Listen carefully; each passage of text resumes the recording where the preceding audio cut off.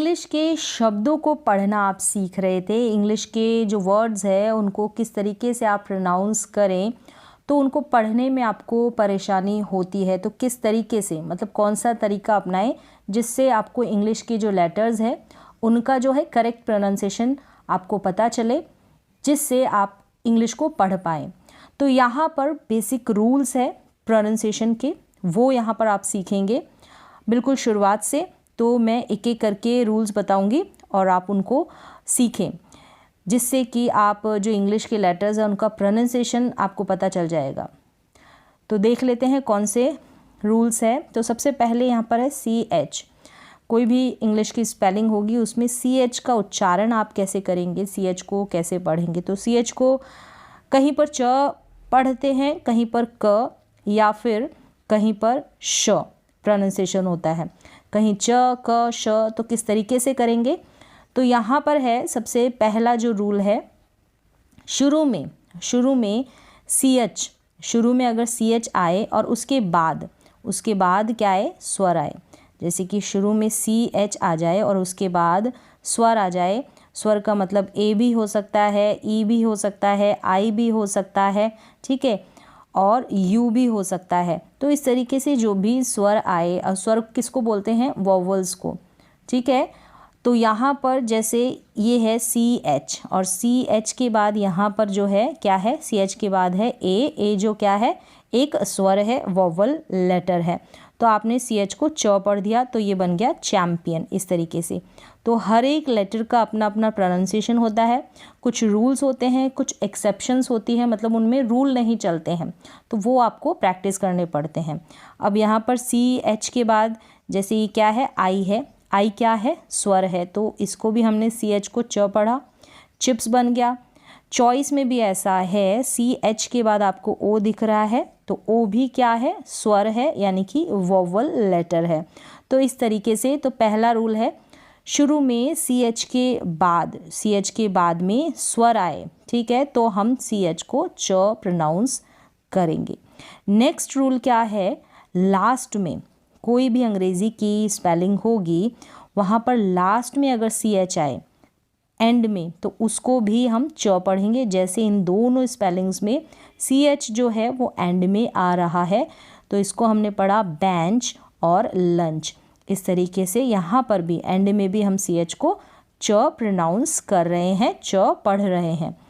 Next rule क्या है, शुरू में CH, शुरू में क्या आ जाएगा, CH आ जाएगा, और उसके बाद शुरू में CH आ जाएगा, उसके बाद अगर यहाँ पर व्यंजन आ जाए। अब व्यंजन क्या होता है, कॉन्सोनेंट होता है, ठीक है। हिंदी में जो व्यंजन है कॉन्सोनेंट है, अंग्रेज़ी में कॉन्सोनेंट बोलेंगे और हिंदी में व्यंजन बोलेंगे।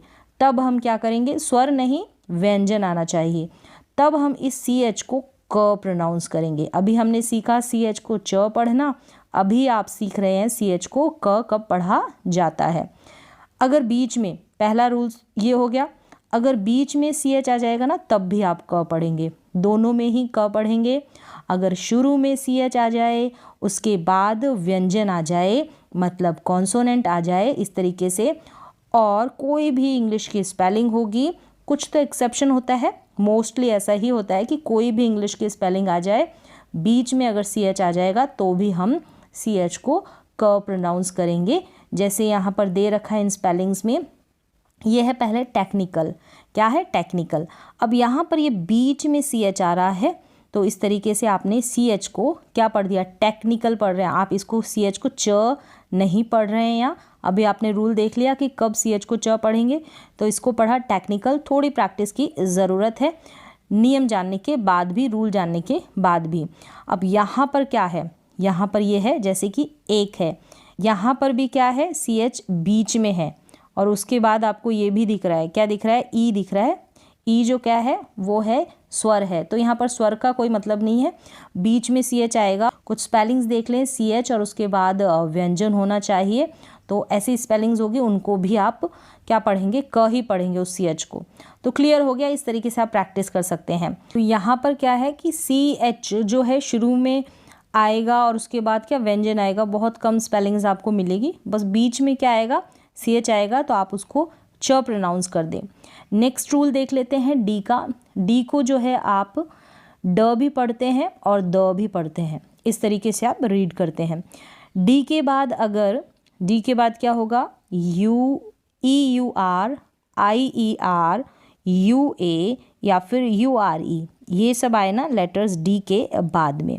डी के बाद में मतलब कि आपको एंड में ये देखने को मिल जाएंगे स्पेलिंग के। तो तब आप क्या करेंगे, ज पढ़ देंगे, ज पढ़ देंगे। किस तरीके से स्पेलिंग्स देख लें तो वो आपको समझ में आ जाएगा। यहाँ पर इसमें है सोल्जर, क्या है, सोल्जर। अब ये जो डी है और उसके बाद क्या आ रहा है, आई ई आर आ रहा है ना, ये वाला एंड में यहाँ पर। तो इस तरीके से यहाँ पर डी को आप ज प्रोनाउंस कर रहे हैं। मोस्टली तो ड और द ही प्रोनाउंस करते हैं, लेकिन कहीं कहीं पर आपको ये, कहीं पर क्या मिल जाएगा, मोस्टली आपको ये ज मिल जाएगा। सोल्जर हो गया। अब यहाँ पर प्रोसीजर है ना, इसमें भी डी आ रहा है यहाँ पर इस स्पेलिंग में। और ये है लास्ट में यू आर ई, क्या है, यू आर ई, जो कि इस रूल में दे रखा है।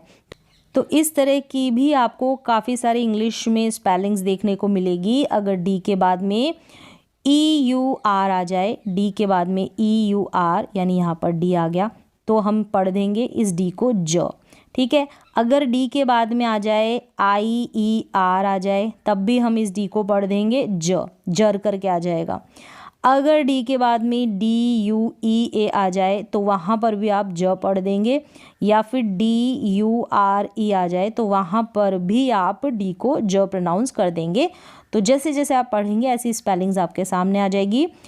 चलते हैं नेक्स्ट रूल की तरफ। लास्ट में अगर डी और ई डी आ जाए ना लास्ट में, तो इसको हम क्या पढ़ते हैं, इड करके प्रोनाउंस करते हैं। जैसे कि यहाँ पर इस स्पेलिंग में दे रखा है अवेटेड, अवेटेड, इड करके ये ई डी को, ई डी आ रहा है ना, ई डी, तो लास्ट में, तो यहाँ पर क्या कर दिया, इड करके प्रोनाउंस कर दिया। ये डी जो साथ में आ रहा है, यहाँ पर वेटेड में भी ऐसा है, ई डी आ रहा है, इड करके प्रोनाउंस कर दिया। इस डी को ड प्रोनाउंस नहीं करेंगे, इड करके आ जाएगा ये प्रोनाउंसिएशन। अब यहाँ पर क्या है, अगर क्या होता है, जी एच के बाद डी या ई डी आए, एफ के बाद डी या ई डी आए, के के बाद डी या ई डी आए, पी के बाद, एस के बाद एस एच और एक्स के बाद डी या फिर ई डी आता है ना, तब हम क्या पढ़ते हैं, ट पढ़ते हैं इस डी को। किस तरीके से, यहाँ पर एस एच है और लास्ट में ई डी है, तो पुष्ट करके पढ़ते हैं, पुष्ट।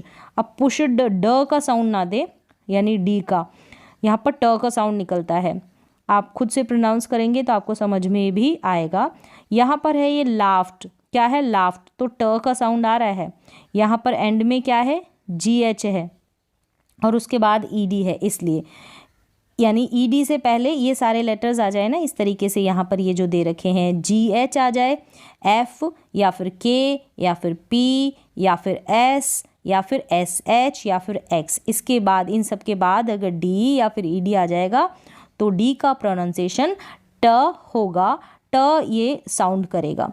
नेक्स्ट रूल की तरफ चलते हैं। डी के बाद जी, अगर डी के बाद अगर जी आता है तो यहाँ पर क्या होगा, ये डी पढ़ा नहीं जाएगा, साइलेंट होगा यहाँ पर।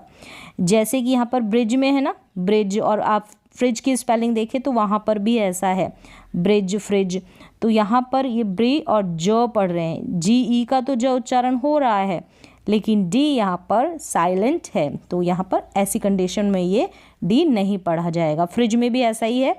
नेक्स्ट रूल देख लें जी को पढ़ने का। जी को ग और ज पढ़ा जाता है, जी को ग और ज पढ़ा जाता है। अगर जी के बाद ई आई वाई आ जाए, जी के बाद ई आई वाई आ जाएगा तो हम जी को ज प्रोनाउंस करेंगे। जैसे कि जेंडर, यहाँ पर यानी क्या बोला मैंने, जी के बाद क्या आ जाए, जी ई आई और वाई आ जाए जी के बाद, तो हम ज पढ़ेंगे। तो यहाँ पर जी के बाद ई आ रहा है, अगर ई आ जाए, वाई आ जाए और आई आ जाए और वाई आ जाएगा तो हम पढ़ेंगे इस जी को जेंडर। तो यहाँ पर ई आ रहा है ये, तो जेंडर पढ़ दिया, यानी जी को ज प्रोनाउंस किया। डिजिटल है, यहाँ पर क्या है, डिजिटल, तो जी के बाद में यहाँ पर आई आ रहा है, आप देख रहे हैं बीच में, तो इसको भी हमने डिजिटल पढ़ा, यानी जी को ज प्रोनाउंस कर दिया। ये क्लियरली समझ में आ गया होगा, इसमें भी कन्फ्यूज़न रहता है। एक्सेप्शन है कुछ, जैसे हर रूल होगा तो वहाँ पर ज़रूरी नहीं है कि आप कुछ स्पेलिंग्स ले और कहीं इसमें तो ये रूल चल ही नहीं रहा है। कुछ एक्सेप्शंस होती है तो वहाँ पर तो आपको उनकी प्रैक्टिस करनी पड़ती है, वो एज इट इज़ जैसे पढ़ी जा रही है उनमें रूल नहीं चलते हैं, जैसे कि गेट में नहीं चल रहा है और गिफ्ट में नहीं चल रहा है, क्योंकि जी के बाद यहाँ पर इस जी को हम ग प्रोनाउंस कर रहे हैं, इसके बाद ई है लेकिन फिर भी क्योंकि इनमें रूल नहीं चलेंगे। और गिफ्ट में भी ऐसा है, जी के बाद आई है, यानी अभी मैंने बताया आई ई आई वाई आ जाएगा तो हम ज पढ़ेंगे, लेकिन यहाँ गिफ्ट में ग पढ़ रहे हैं तो ऐसी स्पेलिंग्स की तो आपको प्रैक्टिस करनी पड़ेगी। एक्सेप्शन है, इनमें रूल्स नहीं चलते हैं। नेक्स्ट रूल की तरफ चले, जी के बाद अगर ए ओ यू आ जाए, क्या आ जाए, ए ओ और यू आ जाए तो हम जी को ग पढ़ेंगे। तो यहाँ पर आपको आइडिया हो जाता है इन रूल्स से कुछ स्पेलिंग्स पढ़ने, काफ़ी सारी स्पेलिंग्स पढ़ने का, और उसके बाद कुछ होती है आपकी प्रैक्टिस। तो जी के बाद ए ओ यू आ जाएगा और फिर उसको हम क्या प्रोनाउंस करेंगे, ग प्रोनाउंस करेंगे, ए ओ और यू आएगा तब। जैसे कि यहाँ पर सबसे पहले देख ले, यहाँ पर क्या है कि अगर डबल जी आएगा ना तो भी आप जी को, ये डबल जी को आप ग पढ़ेंगे। अब यहाँ पर देख लें, इसको जी को ग पढ़ रहे हैं क्योंकि जी के बाद में ओ है इसलिए, तो ये गुड पढ़ा गया, यानी जी को यहाँ पर ग प्रोनाउंस किया, ग है ये, ठीक है, इस तरीके से ग प्रोनाउंस किया। फिर यहाँ पर जी के बाद में यू है, यहाँ पर रूल में दे रखा है अगर यू होगा तो भी जी को ग पढ़ेंगे, गार्ड हो गया। यहाँ पर डबल जी है तो डबल जी को भी हम क्या पढ़ेंगे, ग पढ़ेंगे, बिगर पढ़ेंगे, डबल जी को भी ग ही पढ़ा जाएगा। तो इस तरीके से ये है जी को पढ़ने का रूल। आगे देखें जी एच, जी एच को कहीं पर ग पढ़ते हैं, कहीं घ पढ़ते हैं। तो जी एच से पहले, जी एच से पहले स्वर में बाद में टी आए, मतलब जैसे कैसे, जी एच से पहले, जैसे यहाँ पर ये जो स्पेलिंग है इसमें जी एच दे रखा है, जी एच से पहले यहाँ पर क्या है, आई है, तो आई यानी कि क्या है, आई स्वर है, यानी कि इसको इंग्लिश में वोवल बोलते हैं, ठीक है। और इसके बाद में एंड में एन, एन के, ये जी एच के पहले आई हो गया और फिर एंड में टी आ रहा है ना इसमें, तो यहाँ पर जी एच जो है पढ़ा नहीं जाएगा। जैसे हम इसको नाइट पढ़ते हैं, आपको जी एच का साउंड सुनाई दे रहा है, नहीं सुनाई दे रहा, तो जी एच से पहले अगर आई आए और एंड में अगर टी आए तो इस जी एच को प्रोनाउंस नहीं करेंगे, नाइट हो गया है ये, ठीक है। नेक्स्ट है नेबर में भी सेम ऐसा है, यानी जी एच के बाद नेबर में पहले तो आई है, ये जो स्वर है, और उसके बाद क्या है, बी है। अब ज़रूरी नहीं है यहाँ पर टी ही हो, कुछ तो एक्सेप्शन होगी ना, तो टी के साथ कोई भी कॉन्सोनेंट भी हो सकता है, ठीक है, व्यंजन भी हो सकता है। तो यहाँ पर भी जी एच को नहीं प्रोनाउंस कर रहे हैं, नेबर पढ़ रहे हैं, क्या पढ़ रहे हैं, नेबर, नाइट पढ़ रहे हैं, टी भी यहाँ पर कॉन्सोनेंट है और बी भी यहाँ पर कॉन्सोनेंट है। इस तरीके से जी एच ऐसी कंडीशन में साइलेंट रहता है, इसको हम प्रोनाउंस नहीं करते। चलिए नेक्स्ट रूल देख लेते हैं। नेक्स्ट रूल है जी एच को फ प्रोनाउंस करने का, जी एच को फ। जैसे कि यहाँ पर है, यहाँ पर आपको इनकी प्रैक्टिस कर लेनी है। जी एच एंड में आ रहा है, उसको हम फ पढ़ रहे हैं, एनफ पढ़ रहे हैं इसको, और इसको लाफ पढ़ रहे हैं। जी एच को आप फ पढ़ेंगे और जी एच आपको एंड में देखने को मिल जाएगा इस तरीके से। फिर है के एन। अब के एन में क्या करेंगे, शुरू में अगर के आ जाएगा और फिर एन आएगा ना, तो यहाँ पर ये शुरू वाला के साइलेंट रहेगा, इसको प्रोनाउंस नहीं करेंगे, जैसे इस नो में है, ठीक है, नो में हो गया। अगर नाइफ है तो नाइफ में भी आप देखेंगे के एन आई एफ, नाइफ यानी चाकू, तो उसमें भी आपको के जो है साइलेंट मिलेगा। तो ऐसी कंडीशन में क्या होगा, ये के साइलेंट रहेगा, शुरू में के आ जाए और एन से जुड़ा हुआ आए तब। नेक्स्ट यहाँ पर नाइफ हो गया, ठीक है। लास्ट में अगर, नेक्स्ट रूल है ये, लास्ट में अगर सी के आता है, लास्ट में अगर सी के आएगा ना तो के साइलेंट रहेगा, काफ़ी सारी कंडीशन होती है। लास्ट में अगर सी के आएगा तो के साइलेंट रहेगा, जैसे यहाँ पर है बैक, क्या है, बैक और नेक, तो यहाँ एंड में ये क्या है, सी के है, तो के साइलेंट रह रहा है। और सी को भी आप क पढ़ते हैं, ठीक है, बैक ये हो गया बैक और नेक। सी को आप क भी पढ़ते हैं, सी को क्या पढ़ेंगे, क, तो यहाँ पर सिर्फ सी को आप क प्रोनाउंस कर रहे हैं, सिर्फ सी को, और एंड में जो के है उसको साइलेंट रख रहे हैं, नहीं पढ़ रहे हैं।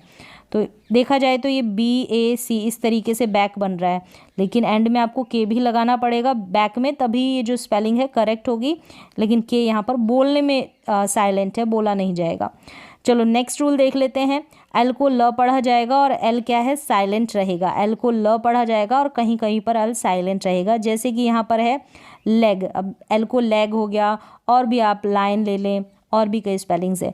फिर यहाँ पर क्या है, ये जो है बाम हो गया, काम हो गया, पाम हो गया, यहाँ पर बीच में यानी एल आ रहा है, उसके बाद में एम आ रहा है, तो ये जो एल है ना ये साइलेंट है, इस तरीके से ये एल साइलेंट रहेगा। नेक्स्ट रूल देख लें, एन को न पढ़ेंगे और अगर एम के बाद में एन आएगा ना, एन के बाद एम के बाद में अगर एन आएगा तो क्या होगा, यहाँ पर एन साइलेंट रहेगा, नहीं पढ़ा जाएगा। जैसे पहले तो ये नॉइज़ हो गया, ठीक है, नॉइज़ हो गया, एन को न पढ़ा गया। फिर यहाँ पर कॉलम में आप देखें एंड में एम और एन आ रहा है, कॉलम म में ही रुका जा रहा है ये शब्द जो है, ये जो इंग्लिश की स्पेलिंग है म में, कॉलम। एन का यानी न का तो कोई उच्चारण ही नहीं है इस एन का, ये एन तो है यहाँ पर साइलेंट, इसको नहीं पढ़ा जाएगा। नेक्स्ट रूल देख ले, पी को प पढ़ने का, ठीक है, पी को प पढ़ने का शुरू में क्या होगा, पी एन आ जाए या फिर पी एस आ जाए, जैसे यहाँ पर लिखा हुआ है, तो क्या होगा, ये पी साइलेंट रहेगा, पी पढ़ा नहीं जाएगा। जैसे कि वैसे पी को प पढ़ते हैं, जैसे यहाँ पर पी को पनिश, यानी इस स्पेलिंग को पढ़ा पनिश, पी को प पढ़ा गया, लेकिन शुरू में मैंने बताया पी एन और पी एस आ जाए, तो शुरू में यहाँ पर पी एस है, तो यहाँ पर ये जो पी है ये नहीं पढ़ा जाएगा, लिखने में आप लिखेंगे। तो ये शुरू कहाँ से हो रहा है, साइकोलॉजी से हो रहा है, साइकोलॉजी से, ठीक है, साइकोलॉजी। तो यहाँ पर पी का तो कोई प्रोनाउंसिएशन ही नहीं है, पी साइलेंट है, कंडीशन ऐसी ही है। क्लियर हो गया होगा आपको। नेक्स्ट देख लेते हैं, नेक्स्ट क्या है, सी के बाद, सी के बाद यदि कोई स्वर, स्वर का मतलब वोवल, ए ओ यू आ जाए, ठीक है, सी के बाद में ए ओ यू आ जाए या कोई व्यंजन हो, तब हम सी को क्या पढ़ेंगे, क पढ़ेंगे। क्या पढ़ेंगे, क पढ़ेंगे। सी के बाद में ए ओ यू आ जाए या फिर कोई व्यंजन हो, जैसे कि यहाँ पर है कॉट और कैट में, इस तरीके से। तो यहाँ पर सी को आपने क पढ़ा क्योंकि ए ओ यू है इसके बाद में।